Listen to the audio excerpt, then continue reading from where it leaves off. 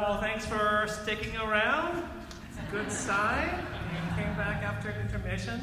Before we get to the second half, I did want to say a couple words about the organization, introduce the Brahms work here. Now, everybody on stage here is a volunteer, including myself. And I just want to, whoops, I'm not supposed to get them, no, I have to thank some other people first. Sorry about that. I've got my order incorrect here.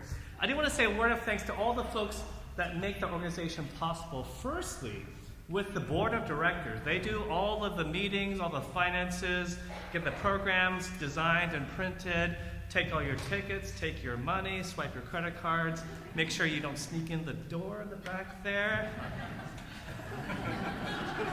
See that? Can we have a round of applause for the board of directors, please?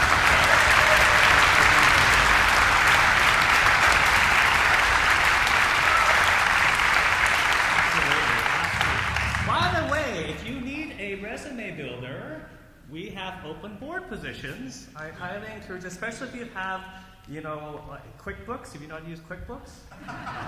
Use people who are financially, not that many transactions. If you definitely use a financial person, maybe a marketing person. Anyhow, let us know. We'd love to have you.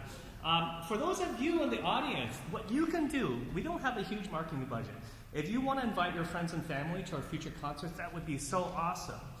Or if you're independently wealthy, I used to say, if you have a share of Tesla, but that's not the hot stock anymore. So these days, interest rates, maybe you have an extra treasury bond. Give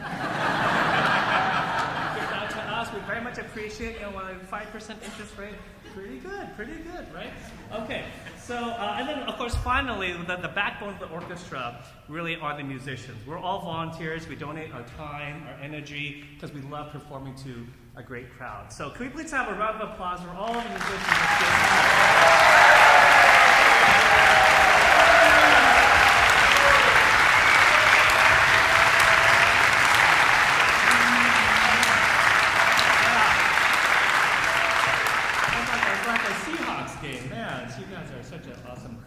Well, I'm trying to think about, I think we get to so now let's talk a bit about Brahms. Now, this piece is really not predecessor, what's the opposite of predecessor? Successor. I was going to say post-processor. That's not a real word. It's a successor. Yeah, thank you. Thank you, all you English majors.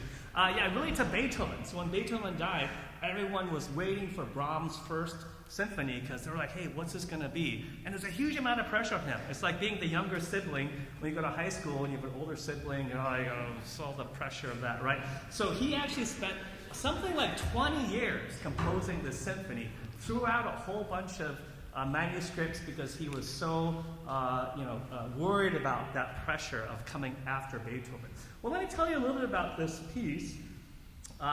So the first movement starts very slow. You'll hear the triplet timpanis, really this kind of slow entrance. And then when it gets to the allegro part, you'll notice it's totally opposite to that encore we played, where it's very melodic. You have a humming theme here. The rhythm is very uncertain. The melody and the chords are very uncertain. You just feel very unsettled. And I have an analogy for you. I thought about personally here. Sometimes those of you who are glasses wearers, do you ever try to find your glasses while you can't wear them because you don't have your glasses? You know that right? Where you're blind and you're looking around, and because you can't see, you have to look closely at every portion of the counter. That's kind of the feeling you have on this first movement. Does that resonate? I don't think that's a good analogy. But for me, that's in the morning, I'm I need to catch my bus, so I'm looking around for my glasses. Anyway, think about that. That's the feeling of unsettledness in this first movement. Now, the second movement is a slow movement in 3, and this is one of those movements that features some very prominent solos. You'll hear toward the end the horn, the oboe, and the first violin are doing a really nice solo. And the orchestra is going to behave and play very quietly and not cover them up, aren't they?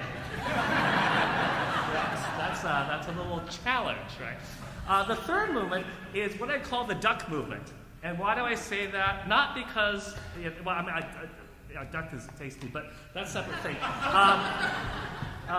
It's because it's a beautiful movement for the woodwinds, but the strings have all this crazy 16th notes, marked pianissimo, and it's very fresh because it's really hard, but they're not the limelight. So they're kind of the feet under the water, while the woodwinds are the duck, just like floating along like that. So have that in your mind, kind of this image of a duck, woodwind, strings, and like this. And then the last movement, there's an intro section played by the horn, and it's kind of I keep spinning, I'm sorry. Nobody should sit in that row, it's a very dangerous row. But also the horn section, kind of like, I did it again. Kind of like the Ricola commercial, you know, boo, boo, boo, boo. So having my we're transporting you to the Swiss Alps. You're like, oh, now I can, eat $20 Big Macs and stuff like that, right? So have it in that interest, and then it just has this glorious movement, very melodic, very grand ending. So I think you'll enjoy. Please, Brahms, Symphony No. 1.